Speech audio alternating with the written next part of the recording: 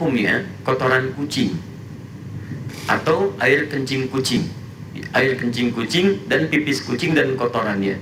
Karena ada sementara yang menyebutkan itu hukumnya suci.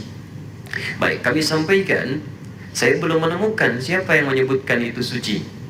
Karena hadis-hadis yang menyebutkan tentang kucing tidak menyebutkan kotorannya yang suci, bukan pipisnya, tapi air liurnya. Ya, hadisnya benar yang disebutkan, tapi cara memahami hadisnya keliru. Apa sebabnya? Dua hal. Pertama, hadisnya tidak dibaca dengan ilmu hadisnya. Dalam ilmu hadis ketika akan membaca hadis, selain melihat bahasa hadis, juga melihat asbabul wurudnya. Sebab kenapa hadis itu muncul. Antum lacak lagi tentang hadis kucing itu yang sekarang marak dibincangkan, itu setidaknya ada di Abu Daud nomor hadis 75, di An-Nasai nomor hadis 68, di At-Tirmidzi nomor hadis 92. Ketika disebutkan seluruhnya, itu merujuk pada sahabat Qatadah radhiyallahu taala anhu. Gimana kisahnya? Kisahnya ketika beliau berkunjung ke rumah anaknya, kemudian akan berwudu, menantunya melihat akan berwudu, air yang digunakan dijilat oleh kucing sebelumnya. Begitu dijilat, tetap air wudu itu digunakan oleh beliau. Menantunya bengong.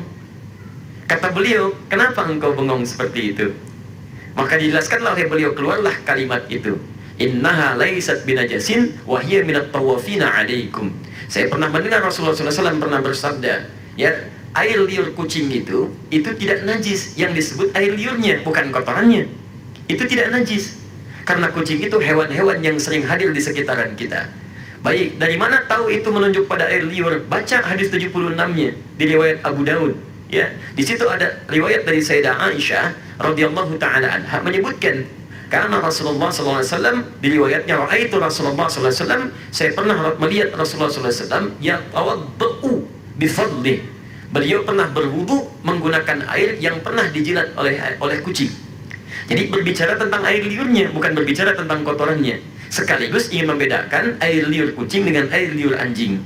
Kalau air liur kucing menjilat bijana atau menyentuh bijana, maka tidak perlu dibasuh karena suci nilainya. Boleh antum gunakan airnya. Tapi kalau anjing yang menjilatnya, maka baru dibasuh dengan 7 basuhan, salah satu menggunakan tanah. Itu maksudnya. Dan semua mazhab di sini sepakat.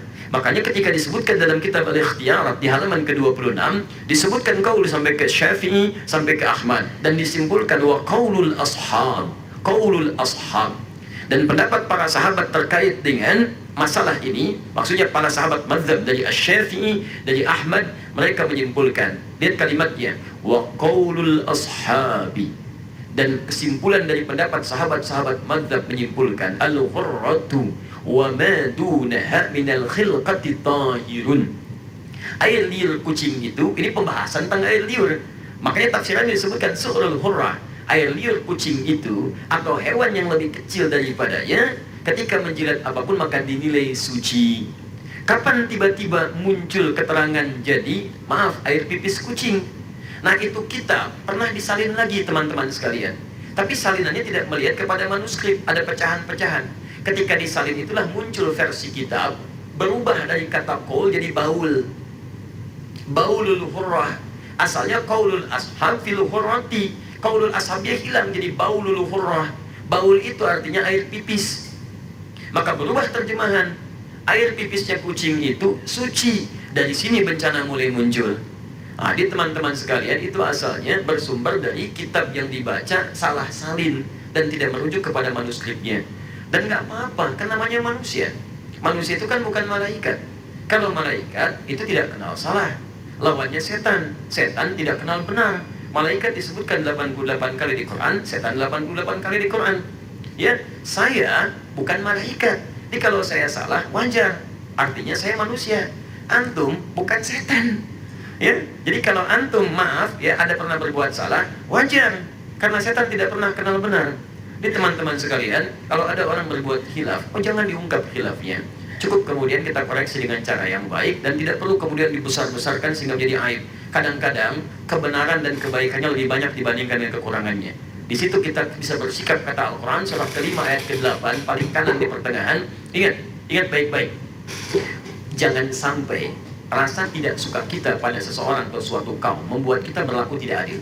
وَلَا يَجْرِمَنَّكُمْ شَنَآنُ قَوْمٍ عَلَىٰ أَلَّا تَعْدِلُوا اعْدِلُوا هُوَ أَقْرَبُ لِلتَّقْوَىٰ. Jadi kalau antum tidak suka pada seseorang, jangan sampai bersikap tidak adil.